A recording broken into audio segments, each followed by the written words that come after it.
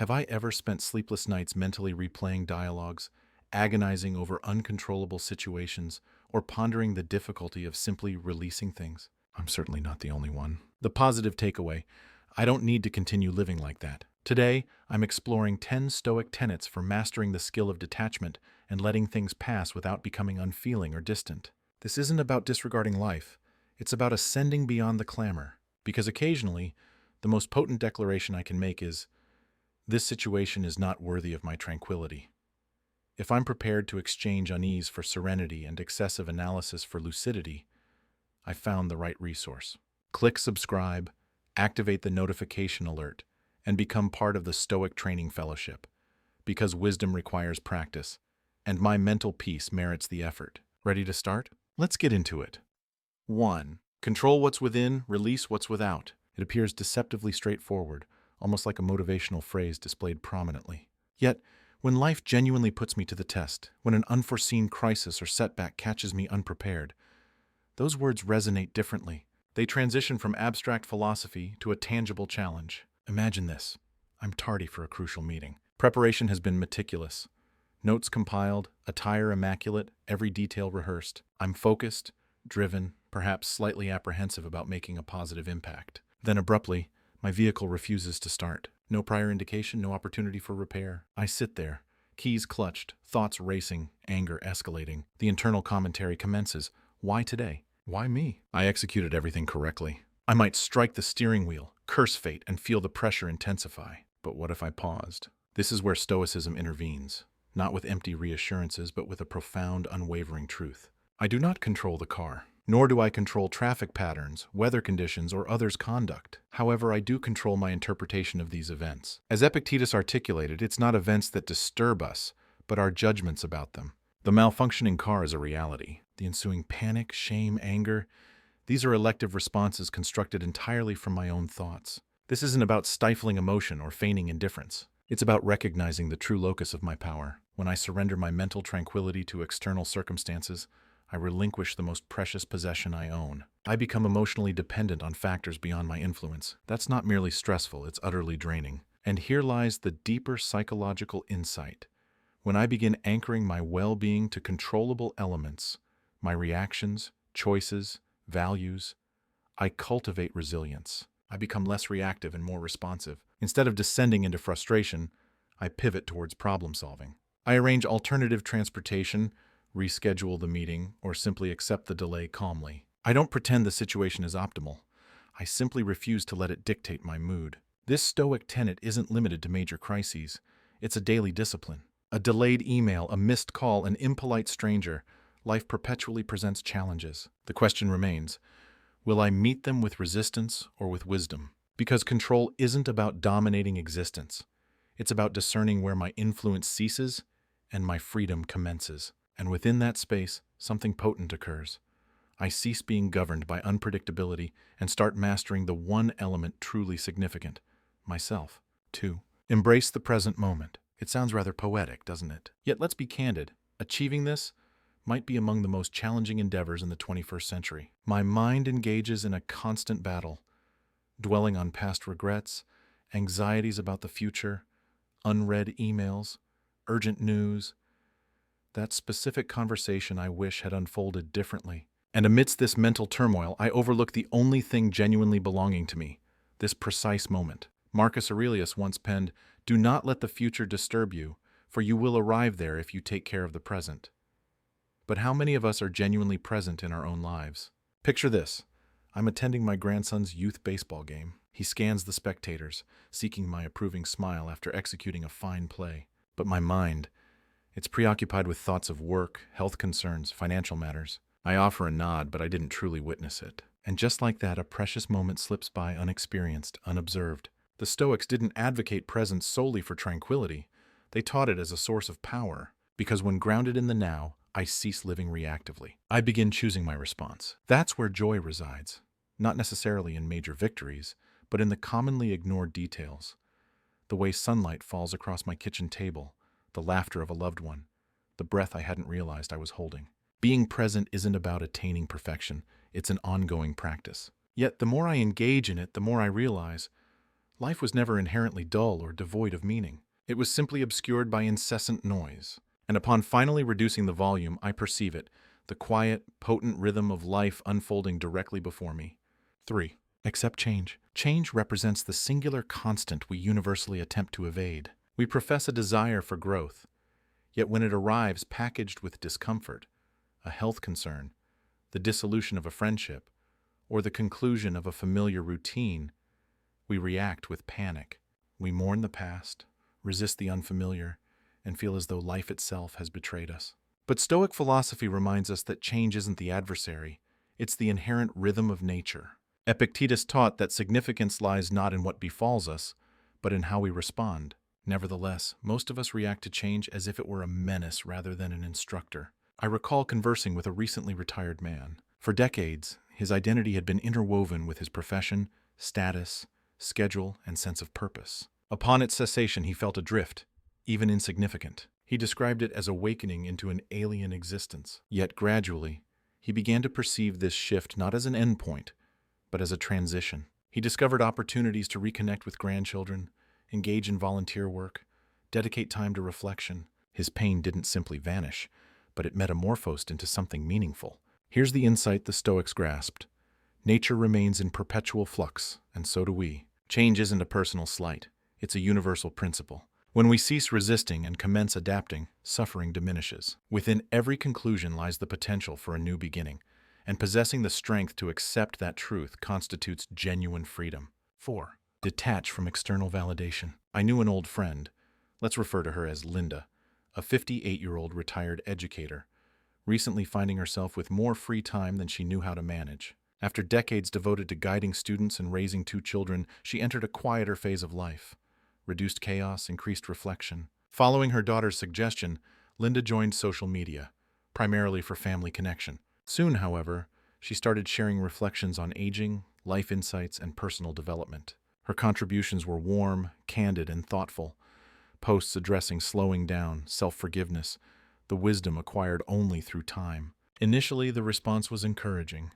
Readers commented on the comfort her posts provided, how they evoked memories of their own mothers or mentors. She felt acknowledged again, validated, needed. But gradually, a subtle change occurred.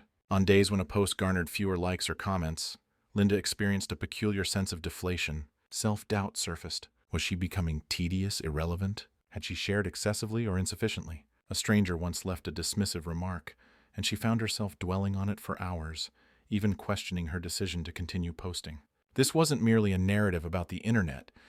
It illustrated the human condition, how readily we entrust our self-worth to external judgment. In today's environment, validation functions like a digital narcotic. Each notification provides a minuscule dose of approval. Each silence feels tantamount to rejection. But as Epictetus sagely noted, man is not worried by real problems so much as by his imagined anxieties about real problems. Linda wasn't actually facing rejection. Her mind constructed a narrative suggesting her value was diminishing. She was losing relevance. Her voice no longer mattered. And that narrative became burdensome. Yet Stoicism offers a liberating alternative. It teaches that deriving feelings of worth doesn't require global applause. In fact, the perpetual need for validation constitutes a form of imprisonment, one where reliance on the fluctuating moods of strangers dictates self-perception. The Stoics believe virtue, not external opinion, forms the bedrock of self-worth. My actions, integrity, values, these constitute the true measure. Linda began adjusting her perspective. She stopped monitoring metrics. She started writing more for personal expression, thoughts needing articulation, regardless of audience size. She reconnected with an inner peace independent of approval, and remarkably, her voice gained clarity, her writing authenticity, her presence greater grounding. She no longer sought applause. She spoke from a place of truth. This embodies the essence of Stoicism in the contemporary world, detaching from noise, living by personal values, measuring worth by intention, not reaction. The next time I feel invisible, unacknowledged, or questioned, I must ask myself not what others think, but whether I am living congruently with my authentic self, because my worth was never intended for public referendum. I am my own adjudicator, and if I live wisely, I have already prevailed. If you found these insights valuable, let me know by commenting yes below. Your thoughts matter, and I'd love to hear from you. 5. Recognize life's natural cycles. Loss stands as one of life's most personal instructors. It affects us all, whether through the departure of a loved one, the conclusion of a chapter I wasn't prepared to close, or the quiet sorrow accompanying the realization that a part of myself no longer aligns with who I am. And yet, from the Stoic perspective, loss isn't synonymous with destruction. It signifies transition. Marcus Aurelius once reflected that loss is nothing else but change, and change is nature's delight. However, conveying that to someone contemplating an empty seat at the dining table or departing a home filled with decades of memories proves challenging, because grief extends beyond absence. It involves the disorientation of redefining oneself without that presence. I once knew a man named Carl, a widower in his 60s, who described his wife's passing as being thrust into a world simultaneously familiar and nonsensical. He mourned not just her physical absence, but the familiar routines, shared laughter, quiet rituals structuring his days. For months, he resisted adaptation, clinging fiercely to the life they had constructed. Yet over time, through quietude and reflection, he began comprehending that their shared experiences weren't lost. They had simply transformed. Her love became integral to his foundation. Her absence, though painful, created space for new meaning, deeper compassion, a slower existence honoring their past without needing to perpetually relive it. That is what Stoicism provides. Not an antidote to grief, but a framework for carrying it. Nature doesn't pause for our sorrow. Seasons cycle, rivers persist. What concludes today paves the way for tomorrow's beginning. The more intensely we resist this natural rhythm, the greater our suffering. But when we lean into it, viewing every ending not as punishment but as passage, an unexpected feeling emerges, peace. To live stoically involves recognizing that impermanence doesn't detract from life's value. It enhances it. Because accepting the fleeting nature of everything prompts us to cherish what we possess while we possess it. We cease clinging desperately and begin embracing gracefully. Loss, then, transforms from a rupture into a reminder to love profoundly, live mindfully, and release when the time arrives. 6. Seek growth in adversity. Adversity functions as life's unique language when it intends to acquaint us with ourselves. But let's be forthright. Most of us don't extend it a welcome. We resist, lament, or quietly query the cosmos about why existence can't offer greater ease. Yet as Seneca once inscribed, difficulties strengthen the mind as labor does the body. That single line encapsulates a truth many overlook.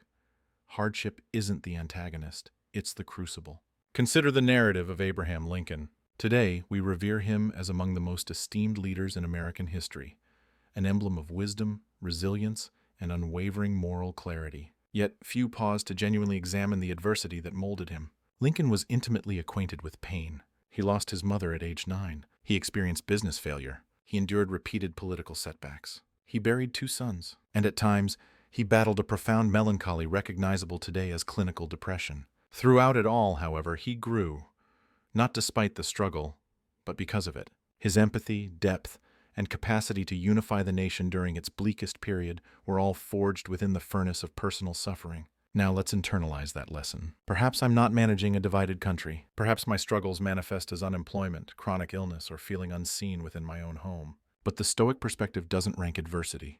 It transforms it. It conveys that pain isn't punishment, but pedagogy. That the chaos I'm navigating might be refining me, removing aspects never meant to endure. And in place of what breaks, something stronger awaits formation, if I permit it. The issue isn't that we suffer.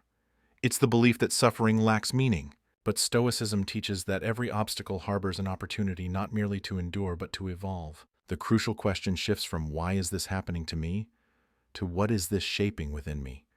That change in mindset isn't just potent, it's vital. Because when life tests me, it concurrently invites me to rise. Growth doesn't stem from ease.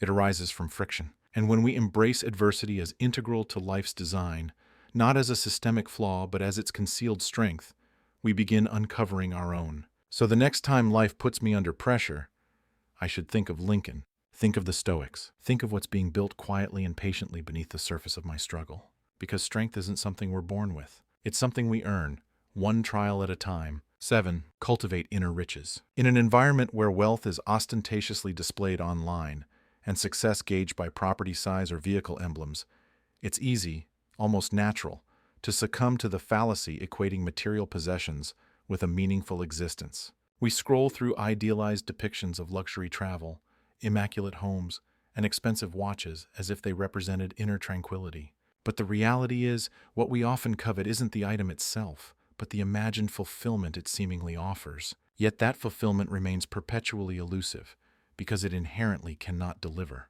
Seneca warned, "It's not the man who has too little, but the man who craves more, who is poor."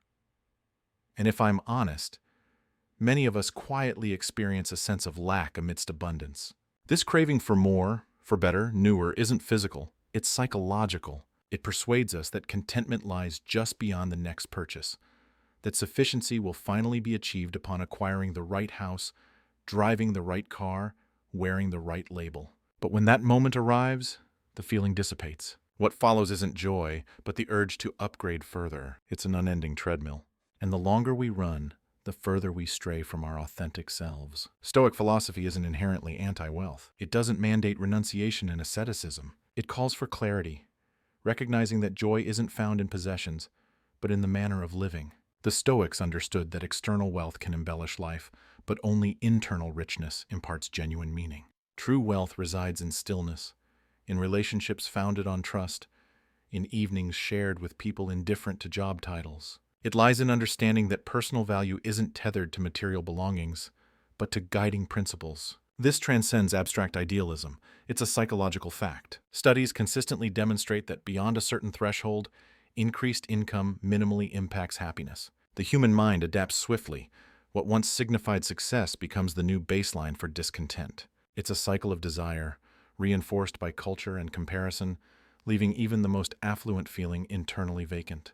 Cultivating inner riches necessitates shifting focus from accumulation to appreciation.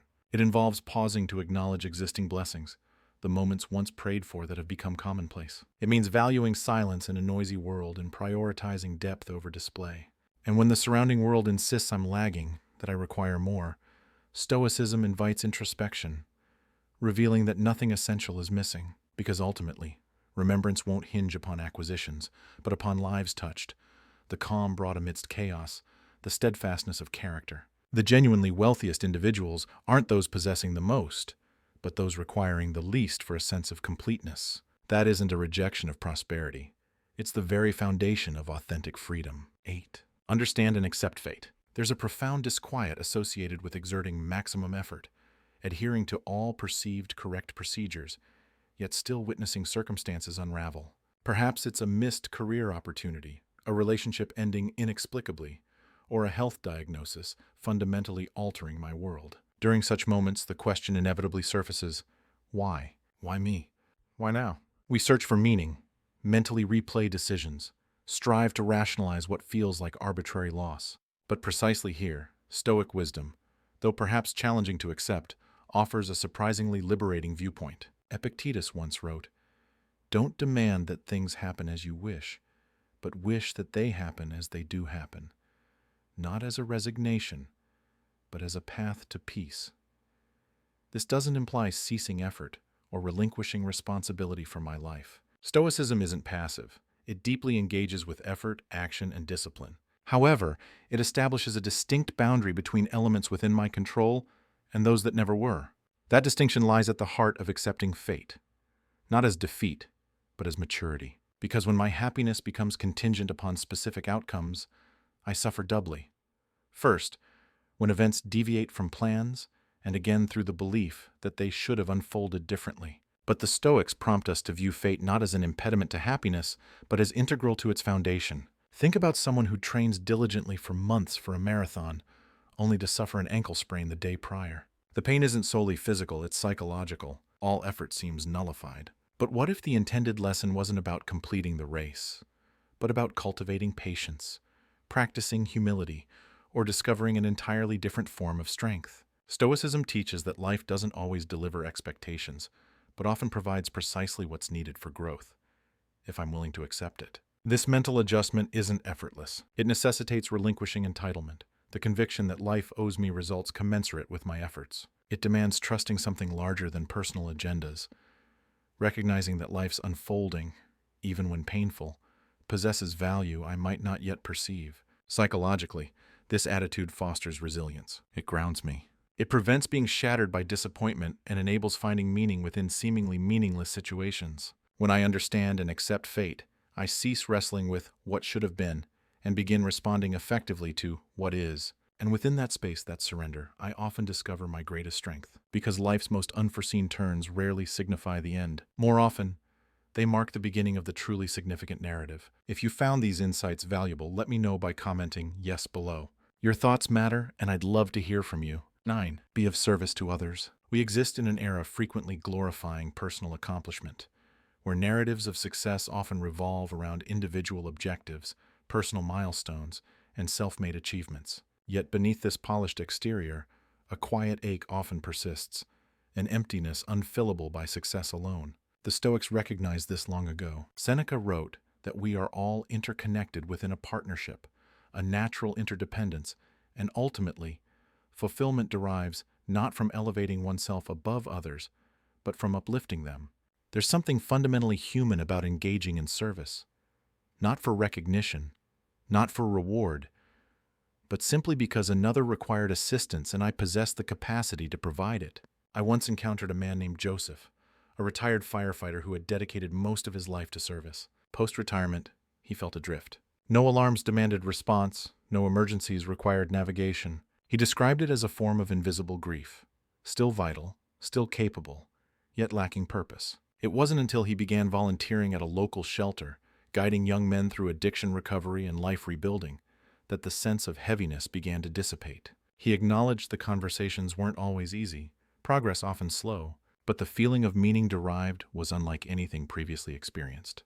This extends beyond mere altruism. It pertains to identity. When we serve others, we reinforce our connection to something larger than ourselves. Psychologically, acts of service broaden our sense of belonging, alleviate anxiety, and enhance emotional resilience. Even minor actions, a check-in call to someone grieving, assisting a colleague without solicitation, offering undivided attention to a lonely stranger, can create ripples extending further than ever anticipated.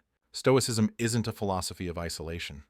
It's a practice grounded in responsibility towards both self and community. The Stoics believed virtue manifested through action, and one of the highest expressions of virtue was kindness, not the performative variety, but the quiet, consistent kind, the kind seeking no reciprocation. When we give of ourselves, we aren't solely aiding others. We're reaffirming that life encompasses more than just personal gain. We're reminding ourselves that value isn't measured by accomplishments, but by the depth of impact on surrounding lives. Being of service doesn't necessitate grand gestures. It requires presence, empathy, and the courage to genuinely care. And in doing so, in stepping beyond self-interest to uplift another, I might just discover the very thing sought, lasting meaning. 10. Reflect, review, and realign. In today's relentless world, reflection often feels like a neglected practice, something intended for calmer times, though such times rarely materialize. Life propels us forward with such velocity that we seldom pause to ask the simplest yet most crucial questions. Am I living in alignment with my desires? Am I becoming the person I aspire to be? Marcus Aurelius once stated, "The happiness of your life depends upon the quality of your thoughts, and no better method exists for enhancing that quality than through regular, honest reflection." Reflection isn't about dwelling morbidly on the past or endlessly dissecting every mistake. It's about honing awareness. It's a moment for introspection, examining what functions effectively, what doesn't, and how actions align or misalign with core values. Without this pause, we risk operating on autopilot, repeating familiar frustrations while wondering why circumstances remain unchanged. Stoicism encourages regular life review, not merely for observation, but for realignment. This process can induce profound discomfort. It might reveal difficult truths, reacting instead of responding, compromising excessively, pursuing goals not genuinely my own. But that discomfort serves as a signal, not a failure. It marks the inception of transformation. Think of reflection as a form of mental organization. Just as a room accumulates dust if neglected, so too does the mind. Without periodic pauses to organize thoughts, intentions, and habits, confusion inevitably mounts. Reflection clears this mental clutter. It functions as recalibration, a means of steering back towards significance before drifting too far astray. Psychologically, it strengthens self-awareness, resilience, and emotional regulation. It facilitates learning from experiences rather than being defined by them. It transforms life from something merely endured into something actively shaped. The Stoics considered self-examination as vital as respiration. They concluded each day by reviewing their actions, not for self-punishment, but for character refinement. And through this practice, they maintained stability even amidst turbulent periods. So, allocate time, daily, weekly, even just monthly, to step back. Ask if my thoughts are truly my own, if actions reflect principles, if the current direction still feels authentic. Within that stillness, I'll discover not only clarity, but also the strength for adjustment. Because reflecting equates to reclaiming control, not just over thoughts, but over life itself. And there we have it. 10 Stoic principles for mastering the art of detachment and release. Not by becoming cold or indifferent, but by cultivating clarity, resilience, and a deep grounding in what genuinely matters. If my shoulders feel slightly less burdened, my mind somewhat calmer, that's no coincidence. I've just engaged with timeless wisdom, perfectly suited for our complex modern existence. Now, before I return to the flurry of notifications and urgent demands, I have a small invitation. Which of these Stoic truths resonated most strongly? Which one felt personally directed towards me? Drop it in the comments. I'd love to hear reflections, and so would the others accompanying us on this path. And if this video sparked something within me, a moment of peace, a cognitive shift, do me a solid. Subscribe, give this video a hearty thumbs up, and activate that notification bell. Not for my sake, but for yours. So you don't miss further tools for building a calmer, wiser, more intentional life. Remember, letting go doesn't equate to giving up. It signifies rising above. Until next time, keep your heart